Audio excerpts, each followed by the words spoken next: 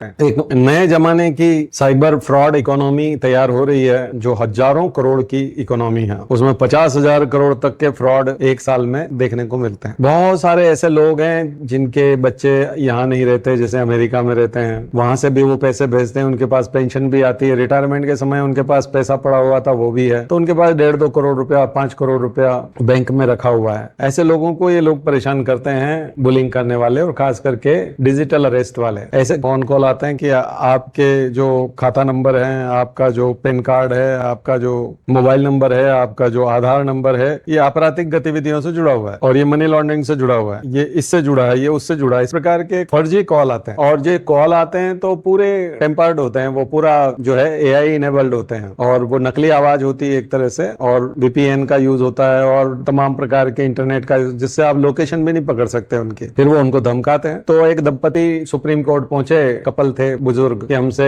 14 दिनों तक digital arrest करके, क्योंकि वो उसमें बोल देते हैं अगर तुम ये नोटिस ले लो, मेल खोलो, मेल खोलते हैं, एक नोटिस मिलता है, उस पर सील ठप्पा सब कुछ वही सब होता है ओरिजिनल जैसा, ऐसा लगता है कि बिल्कुल सब सही है, बल्कि ओरिजिनल से भी अच्छा होता है, क्योंकि जब एआई जब बनाता है और जब नकली बनाना है तो फिर वो और अच्छा बनता है, और अच्छी क्वालिटी होती है उसकी। उनको धमकाया जाता है कि अगर आपने किसी दूसरे को बताया तो ये हो जाएगा, वो हो जाएगा। तो एक तरह के अरेस्ट हो गए, अब किसी को बता भी नहीं सकते, आप घर में ही हैं, अब आप पैसे का अरेंजमेंट करो। तो 10-15 दिनों में वो पैसे का अरेंजमेंट करते हैं और उनको 1.5 करोड़ रुपया देते हैं। सुप्रीम कोर्ट गए वो लोग, तो सुप्रीम कोर्ट ने स्यूमोटो ऐसी चीजों को पकड़ा था। ये जो अभय पोर्टल है, ये कोई सीबीआई ने अपने बलबूते पे अपनी इच्छा से नहीं बनाया, देखा जाए तो ये सुप्रीम कोर्ट के निर्देश पे बना है, उनको बनाना पड़ा। और अब ये जो पोर्टल है ये नोटिस को वेरीफाई करेगा। आपके पास यदि कोई फर्जी नोटिस आता है सीबीआई का कि सीबीआई आपको पकड़ने आ रही है, तो ये नोटिस जो है आप अभय के ऊपर अपलोड कर दो, अभय चेक करेगा, ये जो पोर्टल है ये चेक करेगा कि ये नोटिस के ऊपर जो क्यूआर कोड है, सिग्नेचर है, या जो भी सील है, या जो लैंग्वेज है वो सीबीआई की है या नहीं। तो जब वो क्लियर कर देगा तो आप निश्चिंत हो जाएंगे, आप उनके चक्कर में आने की जरूरत नहीं है। तो सिटीजन के लिए बहुत अच्छी सर्विस है, लेकिन यहाँ मैं आश्वस्त नहीं हूँ, क्योंकि सरकार के तंत्र में जो लोग बैठे हैं वो बदमाशों से नॉलेज के मामले में पीछे हैं। वो टू डाल डाल पे पात पात चलता है। तो अभी तो इसकी खामियां जब आएंगी तब देखेंगे, वो उसकी खबरें भी आएंगी। लेकिन अभी सरकार ने अभय पोर्टल बना दिया, तो सीबीआई का पोर्टल है, एक हेल्प बोट है, और वो मदद करता है नागरिकों को। उसको आप जब कोई डॉक्यूमेंट आप अपलोड करके देंगे तो वो वेरीफाई करके देगा कि